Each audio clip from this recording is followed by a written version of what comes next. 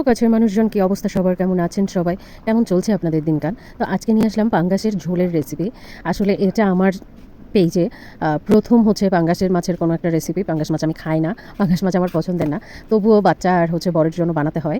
তো চলুন আজকে এই রেসিপিটি শুরু করি। এই তো প্রথমেই হচ্ছে মাছগুলো পরিষ্কার করে ধুয়ে নিয়ে লবণ, হলুদ, মরিচ আর হচ্ছে একটু জিরার গুঁড়া মাখিয়ে রেখেছিলাম, লেবুর রস দিয়ে বেশ ভালো করে ম্যারিনেট করে রেখেছি। এখন হচ্ছে মাছটা হচ্ছে ভাজবো।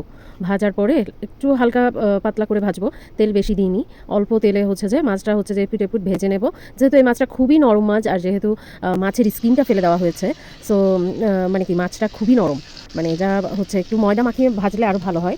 তো সেদিন আমার আসলে ইচ্ছে করছিল না, যে দেখলাম যে মানে কি লেবু রস দিলে মাছটা তো একটু শক্ত হয়, তো কেমন হয় এটা দেখার জন্য আমি আর হচ্ছে যে ময়দা দিইনি, কিন্তু ময়দা দিলে মাছটা সুন্দর ভাজা হয়। এই আজকেও ভাজা হয়েছে, তবে হচ্ছে কয়েকটা একটু একটু ভেঙে গেছে উল্টানোর সময়। তারপরে হচ্ছে মাছটা ভাজার সময় একটু খেয়াল রাখতে হবে। এই তো মাছগুলো হচ্ছে যে এক পিঠ ভাজা হয়ে গেছে, অন্য পিঠ উল্টে দিলাম।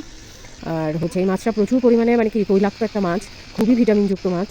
তবে মাছটা খাওয়ার ক্ষেত্রে হচ্ছে একটু সাবধান থাকতে হবে, অতিরিক্ত তেল মশলা না দিয়ে হচ্ছে যে রান্না করার চেষ্টা করতে হবে, এই আর কি। যদিও অতিরিক্ত তেল মশলা না দেওয়ার কথা বলছি, কিন্তু এই মাছটা কেমন যেন একটু মাংসের স্টাইলে রান্না করলে সবচেয়ে বেশি মজাদার হয়। যেমন সেদিন হচ্ছে যে আমি একদম হচ্ছে আলু আর কাঁকরোল দিয়ে রান্না করলাম, সেটাও হচ্ছে খেতে খুব ভালো হয়েছে, ভুনা করলেও ভালো হয়।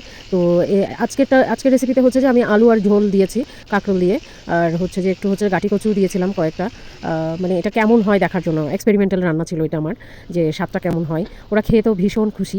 আমার বঙ্কুসোনা অন্য সময় হলে কেন জানি না এই মাছটা একটুখানি খাওয়ার পরে আর খেতে চায় না, কিন্তু সেদিন দেখলাম বেশ আয়েস করে খেয়েছে। সেই সাথে হচ্ছে তার বাবাও বলছিল যে মাছটা খেতে খুবই সুস্বাদু হয়েছে, ঝোলটা খুবই মজা হয়েছে, এভাবে বলেছিল। তো সাধারণত হচ্ছে এই মাছটার ঝোলে হচ্ছে প্রচুর তেল থাকে, তো আমি আলাদা করে হচ্ছে যে তেল দেইনি, যে মাছের তেলটা ছিল সেই তেলটা দিয়ে হচ্ছে যে মশলাটা কষিয়ে পানি দিয়ে দিয়েছি। মশলা হচ্ছে নর্মাল মশলা, পেঁয়াজ, রসুন, আদা, জিরা, তারপরে হচ্ছে গুঁড়া মরিচ, তারপরে হচ্ছে একটু কাঁচামরিচ ফালি ভাবে দিয়ে একটু ভালো মতন কষিয়ে নিয়ে তারপর হচ্ছে ঝোলটা যখন একটু মানে মাখো মাখো হয়ে এসছে, তখন হচ্ছে মাছটা দিয়েছি। মাছটা এই অবস্থায় দিয়ে একটু হচ্ছে উল্টে পাল্টে নিয়ে তারপর হচ্ছে যে আমি আবার হচ্ছে ওখানে পানি অ্যাড করেছি। তো এটাতে একটু খেয়াল রাখতে হবে যে হচ্ছে মাছের মানে কি মশলাটা যাতে খুব ভালোভাবে কষানো হয়, তাহলে ভালো করে মতন ফুটে আসলে হচ্ছে স্বাদটা অটুট থাকে। মানে এটা হচ্ছে গরম ভাত দিয়ে সার্ভ করা যাবে, রুটি দিয়ে, পরোটা দিয়ে খেতে কিন্তু খুবই ভালো লাগবে। যারা হচ্ছে এই মাছটা পছন্দ করেন তাদের জন্য খুবই সুন্দর একটা রেসিপি এটা, এভাবে করে একদিন ট্রাই করে দেখতে পারেন। দেখেন যে অনেক বেশি তেল হয় না। মাছের তেলে রান্না করলে সাধারণত হচ্ছে তেল অতিরিক্ত হয় না, কিন্তু আপনি যদি আলাদা করে হচ্ছে যে সয়াবিন তেল এক্সট্রা দেন, সেই ক্ষেত্রে হচ্ছে যে তেলটা বেশি হওয়ার সম্ভাবনা থাকে এবং তেলটা খুব ভাসতে থাকে উপরে। আর পাঙ্গাস মাছের তেল ছাড়া যে মাছটা হয় সেই মাছটাই সবচেয়ে বেশি সুস্বাদু এবং পুষ্টিকর হয়। হ্যাঁ, পাঙ্গাস মাছের অনেক গুণাবলী আছে, পুষ্টিগুণ আছে। আমি কখনো সময় করে আমার কোনো রিলসে জানিয়ে দেবো আপনাদেরকে যে পুষ্টিগুণ সম্পর্কে। আজকে তো হচ্ছে যে রান্নার রেসিপিটা শেয়ার করলাম।